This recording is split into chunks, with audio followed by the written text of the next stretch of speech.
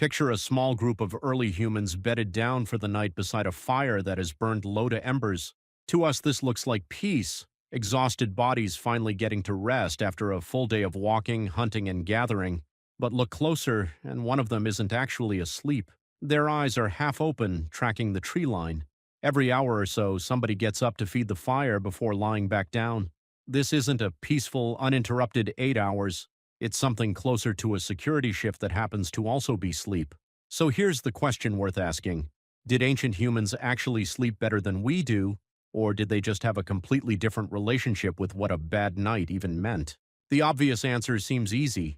No screens, no artificial light, no stress about emails. They were physically exhausted every single day, so naturally they passed out the second their heads hit the ground and slept like rocks until sunrise. It's a clean story. It's also probably wrong.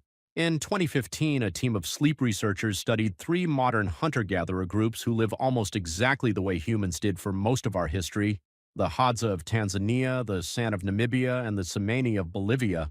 No electricity, no clocks, no mattresses. If anyone was going to sleep like the mythical exhausted caveman, it should have been them. They didn't.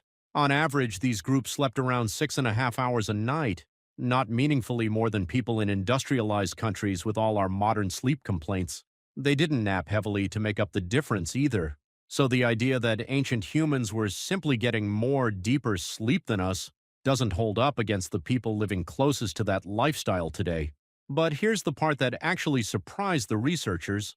Almost none of these groups reported anything resembling chronic insomnia. Lying awake for hours, racing thoughts, dreading the morning, that specific kind of suffering was essentially absent. So the obvious theory falls apart in a strange way. They weren't sleeping more. They just didn't seem to be losing sleep over not sleeping, if that makes sense. The real difference wasn't quantity, it was something else entirely.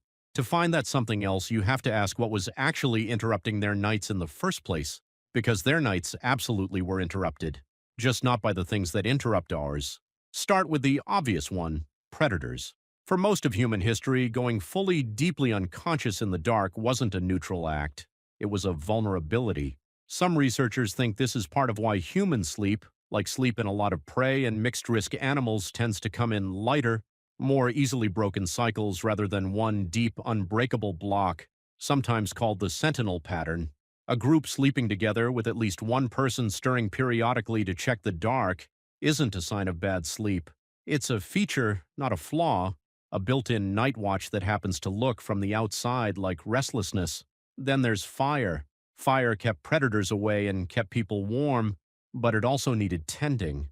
Somebody had to wake, feed it, make sure it hadn't burned out before drifting back off. That's not insomnia.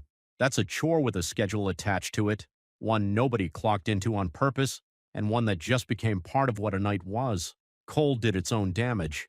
Without insulated bedding, the body's core temperature has to drop to actually trigger and maintain sleep, and that's a lot harder to manage when the only thing between you and the night air is animal hide and the body heat of the person next to you.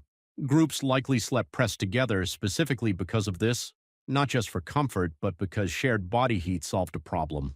Modern blankets now solve for us automatically. Then there's the disruption. Nobody likes to admit is universal: other people. A crowded sleeping space means somebody's child is crying, somebody's stomach is growling, somebody's having a bad dream out loud. Group living solved a lot of survival problems and created a few new ones, and a quiet night wasn't necessarily one of the benefits. Physical discomfort played its part too. No painkillers meant a sore hip, an aching tooth, or a healing wound could turn hard ground into an even harder place to actually rest. Sleep had competition from the body itself, long before anyone invented a reason to scroll a phone at midnight. And then there's a detail historians have found across pre-industrial societies all over the world, one that may stretch back much further than the written record that first captured it. People didn't always sleep in one unbroken stretch at all. Historical accounts describe something called segmented sleep: a first sleep, then an hour or two of quiet wakefulness in the middle of the night, then a second sleep before dawn. During that middle window, people would talk quietly, tend the fire, or just lie there thinking. Waking in the night wasn't treated as a problem to be fixed. It was simply what nighttime was sometimes like, which reframes that obvious modern instinct. We treat any disruption mid-sleep as a malfunction, something to diagnose and medicate. But if disrupted sleep was the norm for most of human history, and most of the people living that way weren't walking around exhausted or anxious about it, then maybe the disruption itself was never really the problem. So what did they actually do about the genuinely rough nights, the ones where it really was hard to settle? Mostly the same handful of tools: move closer to the group, move closer to the fire, shift position, wait it out.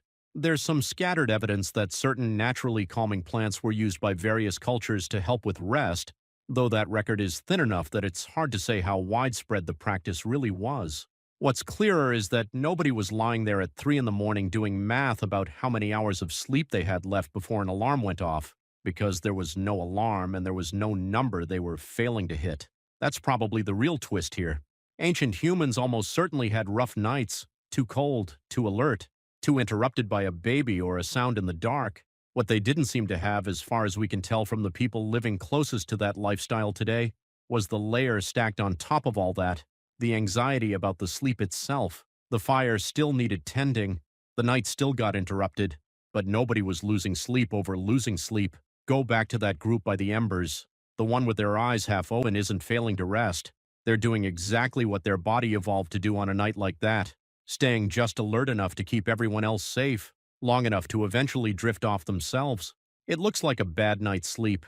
It might actually be one of the oldest, most functional systems the human body ever built.